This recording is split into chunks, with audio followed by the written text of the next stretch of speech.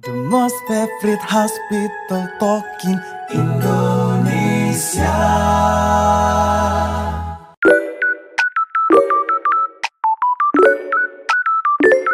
Halo Sobat Healthies, bertemu lagi dengan saya Imanda dalam Hospital, the most favorite hospital talk in Indonesia. Pada podcast kali ini kita akan membahas mengenai makanan bergizi untuk tumbuh kembang optimal pada balita. Di samping saya sudah kedatangan dokter cantik yaitu Dr. Putu Pristia SPA M Biomed. Beliau adalah dokter spesialis anak yang berpraktik di RSUD Kebayoran Lama. Halo dokter. Halo. Apa kabar dok? Baik. Baik dokter. Pada kesempatan kali ini, jadi sebenarnya apa saja sih dok indikator untuk pertumbuhan dan perkembangan anak yang dapat dilihat dari apa saja dok? Oke, untuk indikator pertumbuhan ya, jelas nanti kita bisa lihat dari ukuran. Dari ukuran anak. Ukurannya itu apa saja? Pertama, berat badan. Jadi yang paling umum ya biasanya kita ukur berat badan pada anak. Kemudian yang kedua adalah tinggi badan. Tapi kalau misalnya naik turunnya kan memang paling sering terpengaruh itu berat badan. Kalau tinggi badan biasanya dia akan bertambah dengan pelan tapi harus tetap ada pertumbuhan. Kemudian selain itu kita juga bisa lihat dari lingkar kepala. Karena seiring dengan pertumbuhan pasti ukuran kepala juga akan menyesuaikan gitu karena pertumbuhan sifatnya simultan. Berat badannya bertambah, tinggi badannya bertambah, lingkar kepala pasti juga ikut bertambah.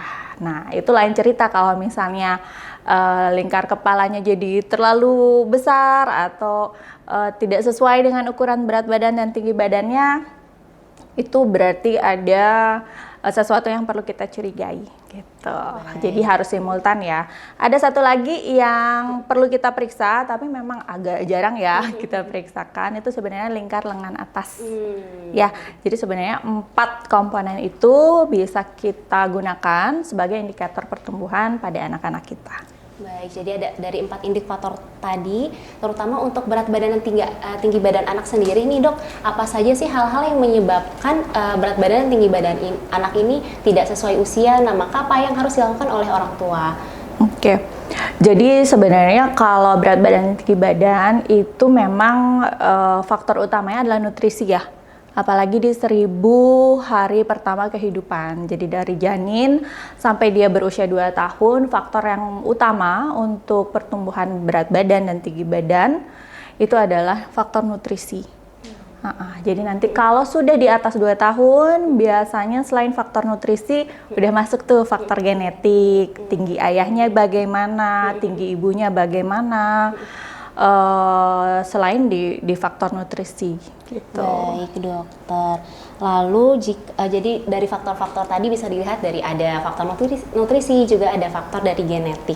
Lalu untuk tadi dari nutrisi sendiri tadi sebenarnya pilihan makanan apa saja sih dok yang terbaik untuk diberikan anak untuk memberikan dukungan terhadap pertumbuhan dan perkembangan anak? Itu makanan seperti apa saja sih dok yang perlu diketahui oleh orang tua atau ibu-ibu sekalian? Oke, jadi sebenarnya kalau bicara dengan tumbuh kembang optimal, kita berbicara dari saat di dalam kandungan. Jadi biasanya kita usahakan bahwa memang kehamilan itu direncanakan. Jadi ibu-ibu, para wanita hamil itu kita harapkan memiliki HB yang bagus, ya. Terus lingkar lengan atas ibu juga bagus.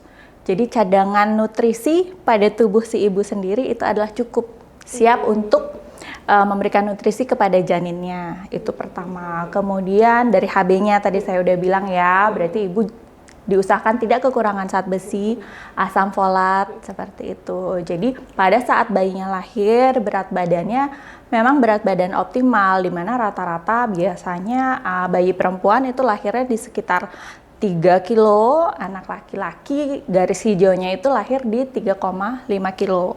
Nah, jadi nanti kalau misalnya lahirnya memang sudah di garis hijau, ini tugas orang tua adalah untuk tetap menjaga posisi berat badan dan panjang badan bayi itu berada di garis hijau.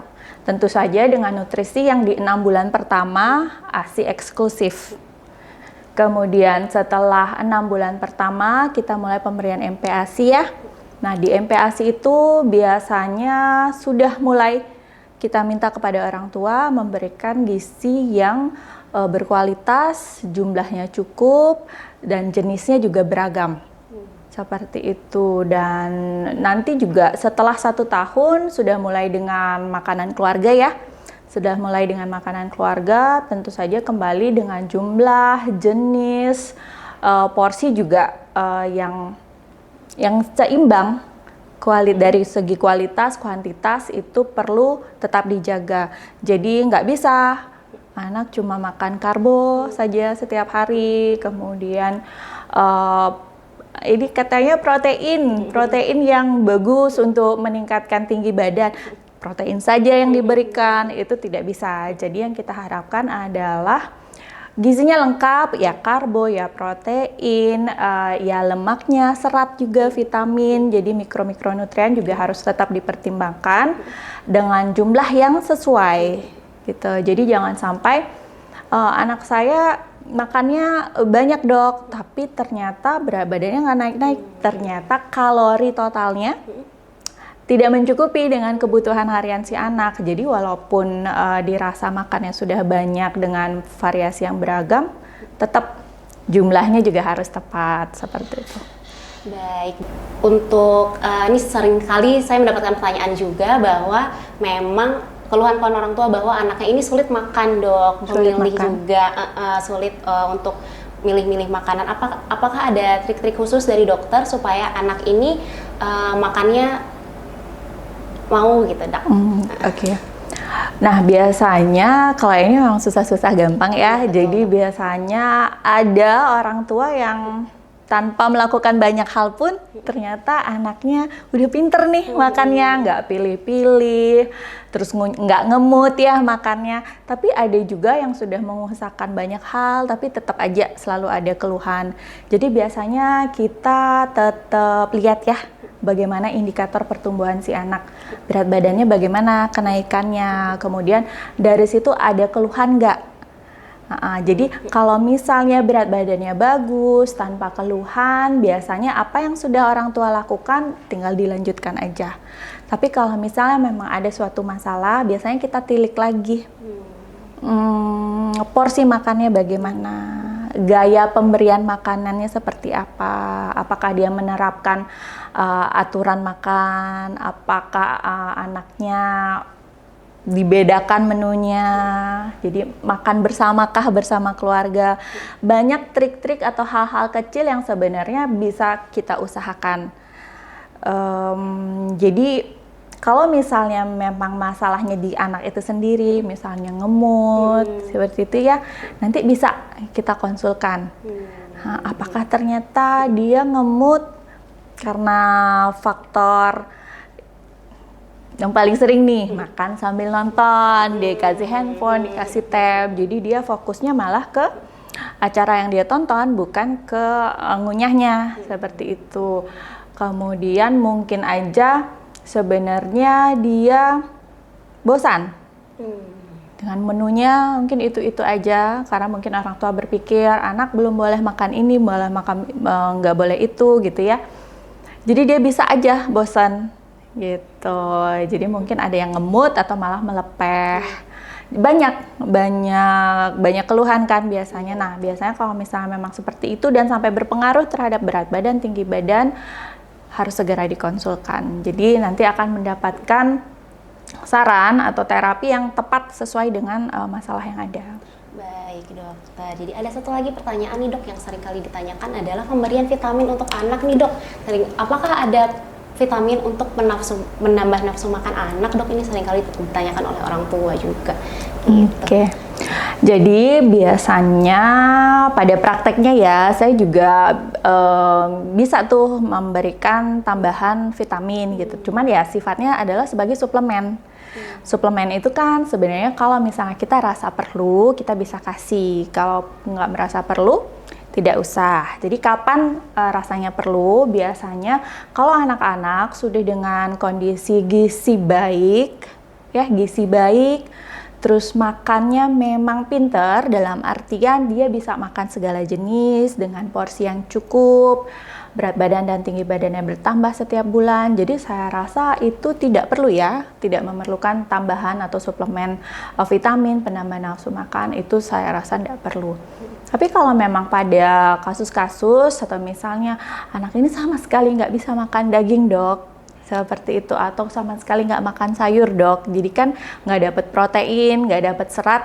Nah di situ adalah bisa kita resepkan suplemen yang sesuai dengan kebutuhan. Jadi sebenarnya suplemen itu tidak semua anak harus dapat, semua pasien kita resepkan gitu, enggak. Jadi tetap berdasarkan indikasi. Baik dokter, jadi memang untuk pemberian vitamin itu tidak semua anak harus dapat gitu ya dok ya. Baik, jadi memang banyak sekali tips-tips yang dapat dilakukan oleh orang tua untuk memberikan makanan bergizi pada anak untuk mendukung pertumbuhan dan perkembangan anak. Lalu apakah boleh dok diberikan kesimpulan dari pembicaraan kita tadi? Oke, baik. Kita kan tujuannya adalah bagaimana menjaga agar tumbuh kembang anak-anak kita tumbuh dengan optimal ya. Jadi yang pertama adalah yang kita inginkan, kita harus menjaga nutrisi, terutama pada 1000 hari kehidupan pertama pada anak kita. Jadi pada saat dia masih janin, masih di dalam kandungan, kemudian sampai usia 6 bulan kita berikan dengan ASI eksklusif, dilanjutkan dengan pemberian MPASI, tentu saja dengan tekstur dan jenis sumber nutrisi yang lengkap dan tentunya seimbang. Kemudian setelah 1 tahun sampai 2 tahun tetap kita jaga pemberian nutrisinya, perlu kita takar juga bagaimana dari jumlah, kemudian dari jenis dan kualitas harus beragam ya, dan juga seimbang. Jadi misalnya jangan hanya berikan susu gitu ya.